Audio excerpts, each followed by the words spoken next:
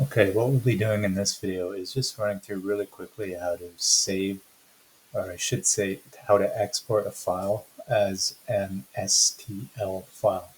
And we use the .stl suffix on the file name to load it into our 3D printer.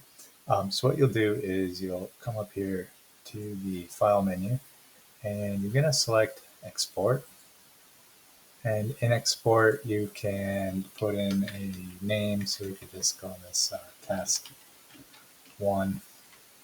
You have the option here to select the file type. When you first come in here, you'll probably see that it's an Autodesk Fusion 360 archive file. What you'll do is you'll scroll down to the STL file.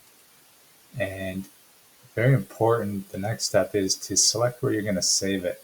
In this case, I have it saved onto my Google Drive and a tech design class. So we can put it in if we have subfolders where it's appropriate to put. In my case, maybe wind turbine is an appropriate folder to save it in. You can save it in your documents or your downloads, as long as you know where to find it. Once I've selected the correct folder, I'm just going to click Save and then Export.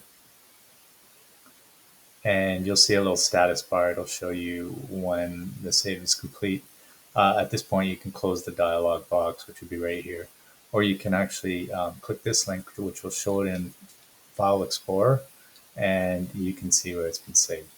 Once you have that done, you will submit this in the Google assignment so that it can be 3D printed.